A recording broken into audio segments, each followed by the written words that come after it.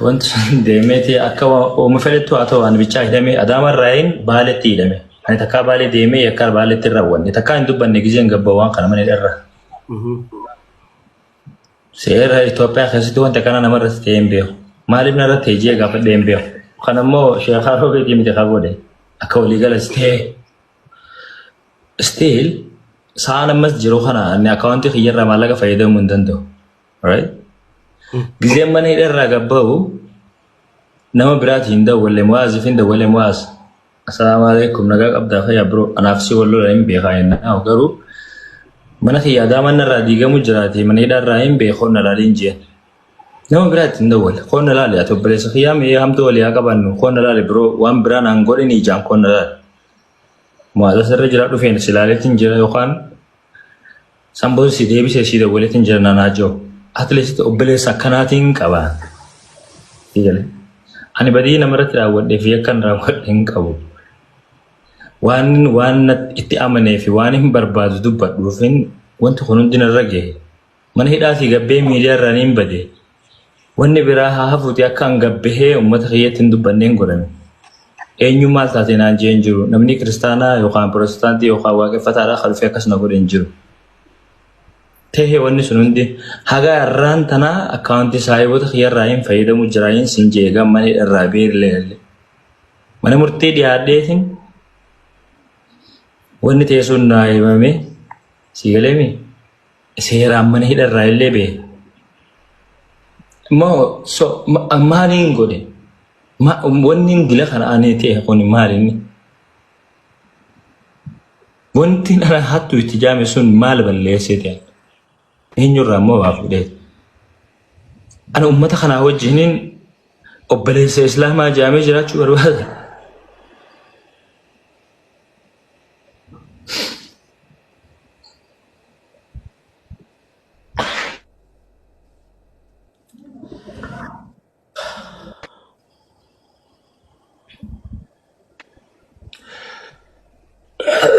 Anyway, ani homaa isinirraan fedhu.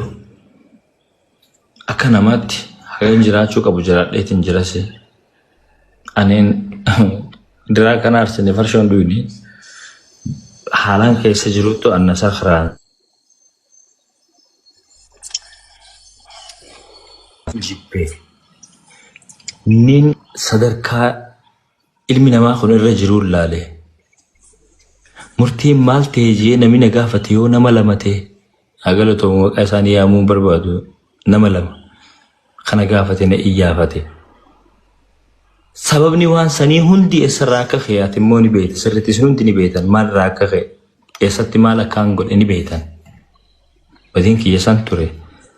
Qabeenya saamamee manni illeen wanni meeqan irratti ta'e kun hunda obsee akka ilma dhiiraa dargaggeessa.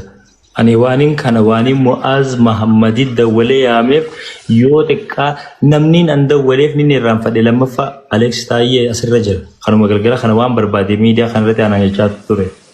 Alex manaan irra diigamuu deemaa koon na laali rabbii jee hiriyyaan an qabu sii kamana kiyya galee beeku sii kamana kiyya kana waggaa meeqaaf beeku sii koot Mu'aaz naaf sii wallola san rabbii facha kaa'e koottuuti.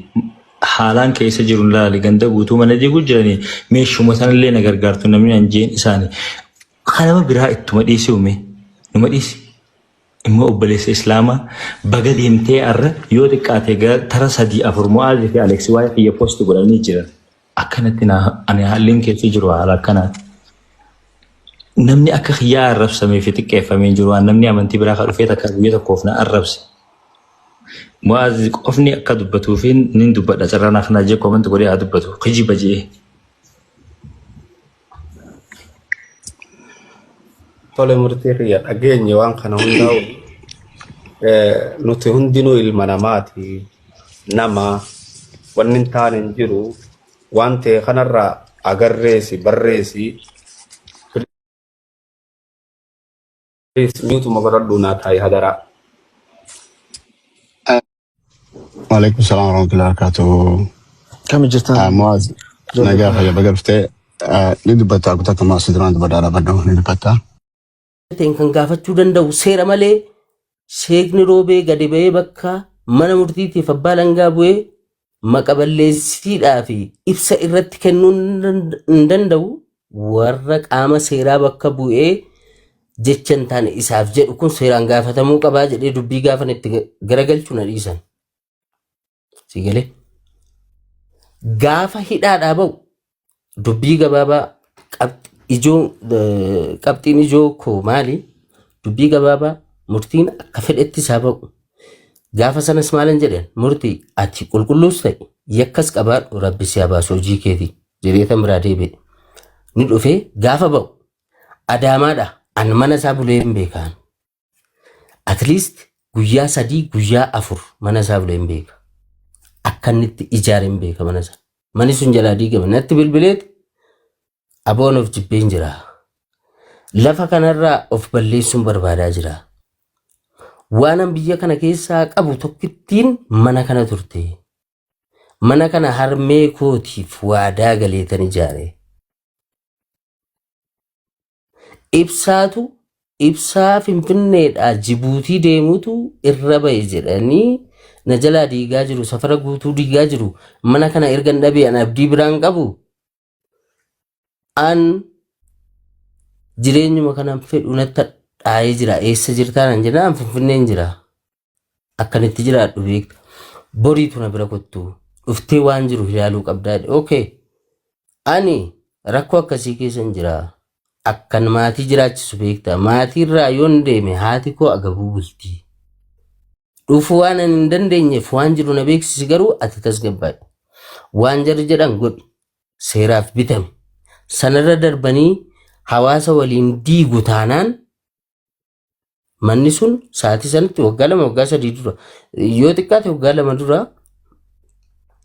birrii miliyoona 1 wayii oliin ijaarame an tilmaama isaa beekuus baadhu. So yoo waan jarri godhi jedhan hawaasa waliin kan kee qofa taanaan rakkoon qabu ajandaa miidiyaa goon yoo hawaasa waliin ta'e garuu duran dhaabbatiin haa diiganii waan hawaasni ta'e waliin taata. Seera sitti murame guuttee kaateetu mirga kee gaafattaan jedhe dhaquu hin dandeenye. Jireenya dhuunfaa kootiitu na dhorke. Ani itti gaafatamaa maatiiti. Obbolaa 2 barsiisa haadha koon jiraachisa. Kanaafi deemuu hin dandeenye yaa akka hiriyaatti bira dhaabbachuun qaba bira deemuu hin qaban ture. Yoon deemes furmaata biraan qabu fedheen dhiisee sana booda manni sun jalaa diigame. Takka namni akka murtii guutuu ajandaa miidiyaa jala deemu hin jiru. Waa'ee dhuunfaa isaa garuu manatu na jalaa diigame kanan miidhame jedhee uummata keessaa dhalate warra Harargeettis ta'ee warra miidiyaatti dubbatee hin beeku. I appreciate him. Bu'aa amma kana nama ajandaa barbaadu ta'ee rakkina isaa gadi ba'ee dubbachuu isaa eegaan ture hin dubbanne garuu namni kana hubateef hin jiru. Yaa dhibbatti waliin galaa miidhameera. Gara baay'eedhaan miidhameera. Gaafa miidhamu kana osoo gadi ba'ee miidhama isaa dubbate har'a kan itti duulu warruma obboloota isaa warra wajjin dhalatan warruma amantii tokko wajjin qaban nan beeka. Kanaaf dhiise. Anis dhiisin dubbatanii wanta hin jedheef kanaaf garuu waan tokko irratti waliin galu. An rabbittan amane taanaan dantaa dhala namaan qabu. Si galee murtiin akka hiriyaatti dogoggora tokko nitti hima. An namni islaamummaa keessaa dhufe yookaan miseensa islaamaa ta'e tokko sababanni arrabaa na miidheef sababanni natti dabeef sababanni natti balleesseef wallaahi jireenya hundan dhaba malee rabbii hojii waliin dhabu. Dogoggorri isaa inni guddaan isa kana. Alex hedduu galatoomi. Dhiifama sinittan dheeressi natti hin beekamne sorry. Laali asirratti osoo nama tokko hin kannine waan hin jechuu barbaadu jira. Jara keenya doktorri waan kana fahamuu danda'a Dr. Nuuraddiin. Namni waa'ee gartee keessa namaa fahamuu danda'a. Ilmi namaa yeroo dipireeshina keessa seenee rabbiitti amanuu dhiisee lubbuu ifii qabuu ni hojjisa. Tana quba qabaadhaa takkaffaa. rabbii itti amanu dhiisi lubbuu ifii qabu huni qochisa hoggaa depression keessa seene hoggaa rakkoon nama jabaattee wallahi dhugaa rabbii Aleksi taayee waa hedduu haasee haa galatomu amma waan kana takka quban qabu dhugaa akka murti guutoo dinqisiifadhu na taasifte waan kana gabbahee nama nuti gargaaru irratti nu bira dhaabbatee tasaa himachuu dhabuun bro hedduu appreciate akkaan si godhu na goote tana quba qabaachuu dhabuu keenyaaf ammoo dhugatti silaa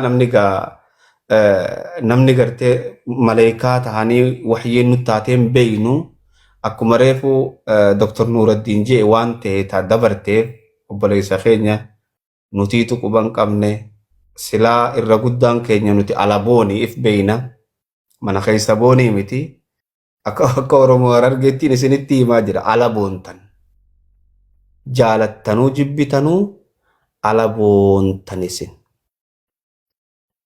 ala dura bareeffattan mana keessa tana tun ammoo quba qabaachuu dhabuu kiyyarraa tun zaahira isin quba qabdanii beekaa alaboonuun keessan ni jira murti guutoonni miidhamee qabeenya inni eegaluu deemu san dura dhaabbatanii deebi'anii mana jalaa diiganii ammallee mana jalaa diiguu deeman jechuun tuni dhugaa shook nama gooti mana biyyatti ijaaruun hagamta akka taate amma namni ni beeka tanaaf ammoo ani ni beeytan sheekhi Shariif as gubbaa jiru tokko isaan sodaadhu sheekaa roobee namicha hantuuta keessaa fi gubbaanillee fokkotu san amantii takka wakkalunni islaamummaa si wakkalu nauma takka wakkalu anfariiraa fuularraa mul'ata online kana gubbaa hoggaa deemu bakka deemurraa anfariiraa irraa mul'ata hantuuticha san akkatti firraa qaban ni beeynanutu hantuuta keessaa fi gubbaan hin bareedne kan bakka deemutti arraba nama barra abiyyi harka fuudhee osoo harka kana firraa bureechuu hayyadhee shayticha du'e shee muftiidha maal jee rabbi rahmata siyaa godhu hin jooyinaan akkana sila cinaa dhufanii fuula hantuuta san keessa dhawanii siigale hantuutittiin bulookna gootee waa dalagaa jirti ani siifiin taashee kaaroobe murtii fi mitiyuu amantuma islaamaa balleessu jirta waliif teenya naafeeti amman haasa'u garuu waa'ee keeti tanaaf jara keenya miira keessa nama neeyti wanni kanaa dargaggoo biraallee miira keessa neeyti hadaraa yoo hamtuutiyya agartan ana malee amantiitiyyaa miti amantiin harka muraa jettu amantiin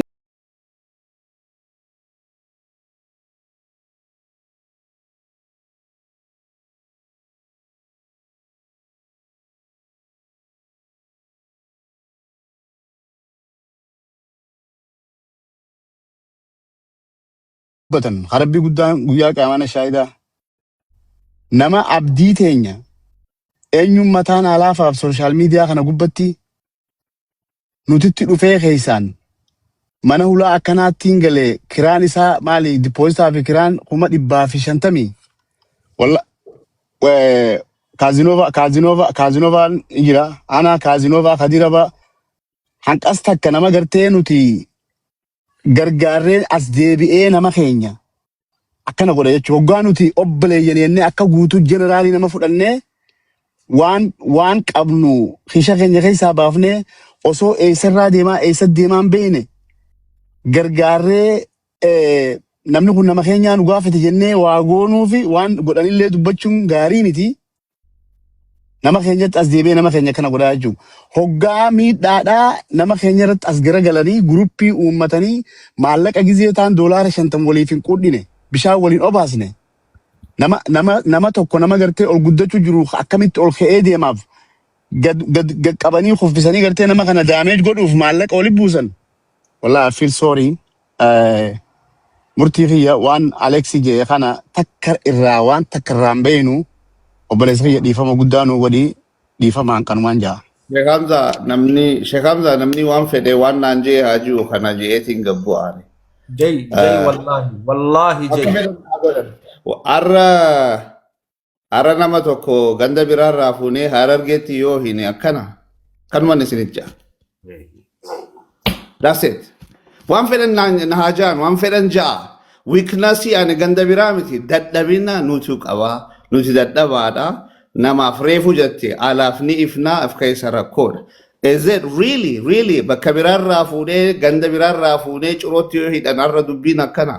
Akkasumatti ilaala gandummaa haasa'uu fi miti. Sometimes we need to wake up. If ka'uun irribarraa barbaachisaadha. Ganda tuquu miti, abaluu tuquu miti, daangaan hoggaa tuqame, haqni hoggaa dame, hoggayyuu haqa irratti haa dhaabbannu. Wanni joof kanaaf. Ani eenyu maalin jira eessan jira haa hubannu.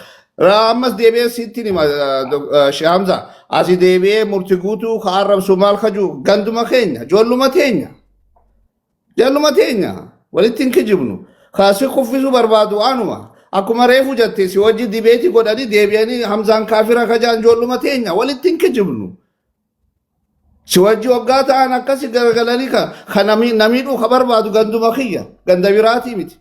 So sanirraa haa guddannu rakkoon qabnu nuti rakkoo qabaa nutiitu rakkoo qabaa arra stoorii kana flippi garagalchaati stoorii kana bakka biraa godha duulli akkanaa kunni duulamaayii jechuudha. So gandummaa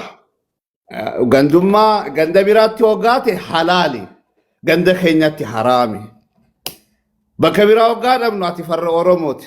Ogamo kajettu ati qabsaawaadha. So rakkoon nuhi dhukkuba qabna. Baha Oromiyaa rakkoo qabna, dhukkuba qabna, dhiqamuu qabna. Dhiifama naa godhaa namni akka fedhe cicciree haa fidu garabaa namni na bulchuun jiru ani rabbii qofan sodaadha. Haqammoon hin dubbadha. Cicciraa fidaa. Oromoodhaaf jennee ka'eeyyuu nuhi garagalle immoo hoolnyaan nuhi. So we need to stop. Kanumaan isin hin jaa dhiifama wajjin. Galatooma. Hamza dubbadhu. Dubbadhu. Waan Okay. addaa dubbadhu. Jaba setuma waan hin dubbadhu obboleeyyan. Ani waan birallee hin dubbadhu dhimma birallee hin dubbadhu. Obboleeyyan dogongorri guddaan nuti qabnu keessaa ijoolleen teenya ijoolleen shahaada teenya walitti qabnu. Amma fakkeenyaaf naaf Hamzaa yoo walitti fudhanne anaaree amma Hamza asitti waa jedhee nu waraabaa garuu immoo jibbaa hangasan hin fedhu jechuu barbaadeeti. Jibbeensa akkasiisan if keessaan qabu jechuu barbaade. Namni hedduu yeroo hedduu na argaa jirtan. Nama hin jaalanne tokko irra deddeebi'anii wajjin naasawan. Yeroo hedduu waliin illee taanee asumarratti illee walillee ni arrabsan naaf Hamzaan tokko kana. Lammaffaa immoo gama biraatiin wanni isin dhaamu keessaa yoo yaadattan irra hedduun ijoolluma teenya ta'e islaamummaa qabu tiitiitu wallahi islaamummaarraa nama baasaa jira. Arrabaan namarratti duuluun haa ta'u. Ni yaadattan gaafa bara dheengaddaa wanni amma akka murtii irratti geekuun gama arrabaa ta'e an irratti illee akka keessaa harargeen nama ofiidhaa jabeeffatu nama ofiidhaa osoo waan fedhellee ta'e abadan irratti sin duultu inni sin xiqqeessitu. Sambira kutee namni boo akkamitti nurraa haa deemu baga alhamdulillah namni akkamitti ija sahaabaan bardur lubbuu ofii kana dhiisi qabeenya ofii kana baasaniit nama gara islaamummaa irraa akka hin baane kanuma islaamummaa keessa dhufe kanaa wajjabeessaa turan hin beeytan tokko kana gama biraatiin obboleessa keenya kana rakkoo isaa as jitti dhageenye jirra. Haa ta'u immoo kanumaanu warra amma ni rakkate minaamini jedhee ajanda uume jedhee namaan kanaan boo namni waan fedhu lubbuu ofiitu hin jibba. Amantaa dhiisi namni hoggaanii fi waan meeqa waan garaagaraatiin miidhame lubbuu ofiitu sadarkaa jibbuu dhagaa jechuu barbaadeet. Garuu immoo piliis arraba dhaabbadha. Osoo inni masqalaa hin kaayyatin dura suuraa isaa fuutanii gaafa kanis suuraa xiyya fuutanii masqala akkanatti nu dhaabdan. Wallaahi kana irraa gaafatamu teessan tan wallah fuula rabbii duratti illee maal taatan boo islaamni hangana viidiyoo namarratti hojjete akka namni daran islaamummaa tana gallakkisee boo daran namarratti hojjeta maali akka kun maal taatan islaamummaadhaatii tokkana nama ajajamoo akkami rabbiin sodaadha. Gama biraatiin immoo sheekaa roobee sagayoo inni kana na dhagaa jiraatu taate arraboo namni ganaa isaan sheekaa roobeeti kan jedhan taatan sammuun teessan isin fayyaan qabdu. Dhaggeeffadha. Namni nama sheekaa ta'e yoo murtii guutuu fi rakkoo nama biraa jiraatte rabbiin aayaa qulquraanaa sheekaa roobeetis hin beeka. Obboleeyyan keessa walitti araarsaa jamalee jidduu shara irratti uumaadhaa asumaan jidduun aarii irraa baa hin jiru. Kana quba qabaadha. Kan lammaffaadha. Wal'iisuuf illee hin teenyu ana akka mataa kiyyatti.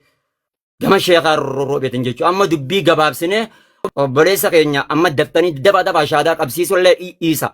Suuta miira keessaa baafannee rakkoo jirtu obboleessa keenya kan akka harargeetti obboleessa keenya ilma keenya cinaa dhaabbannee obboleessa keenya jabeeffatu qabna. Isin jechuu barbaade hanga namza.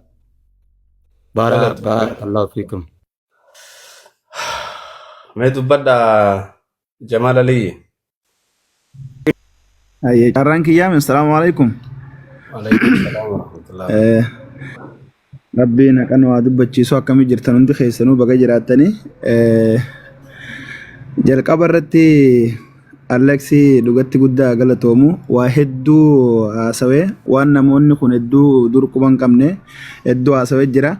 San hunda keessaa ammoo akka nama naafiinni yaada wal faallaa jirutti amsaa kana dhugatti waan takka takka osman akka maayikii qabadhee taa'utuun waan takka takka irratti ni dinqisiifadha. Khaasatan waan gama arrabaa kanatti hedduu namni hanga Hamzaa Shajjaabir kana arrabsamaatis ture arrabsamaatis jiru waan amma dura gaafa basala takkarraa kaasnee hanga arraan guyyaa arraan tanaa kanatti waan kana hundaa ammoo injifatee keessuma deemu jira jechuun naaf inni wal faallaa jirra akkuma hundi keessanuu beeytanii bakka hedduu wal faallaa deemna waan gama arrabaa kanatti ammoo dhugatti hedduun dinqisiifadha jara keenya maalin jechuu barbaade murtii guutoo waan dhimma islaamummaatti hojii wal qabatu namoonni hedduun irraa haasawee jira.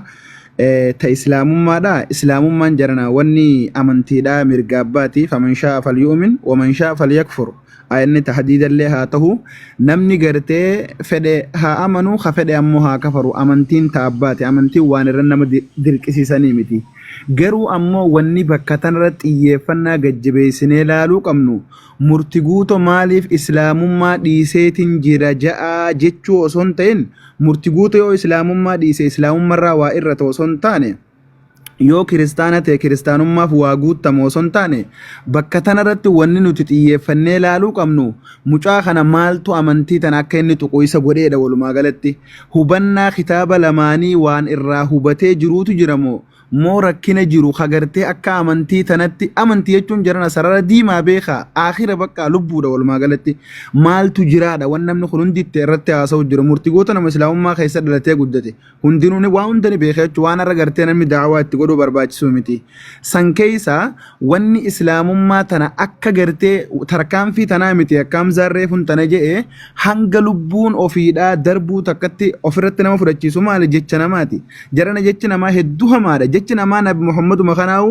yeroo garii akka gartee marashaa gufutti seentetti ga'a godheeti rabbiin wahayiidhaan jajjabeessaa ture waan akkanaa kana hin laalinii je'ee jajjabeessaa ture jechi namaa hedduu hamaa jira keenya.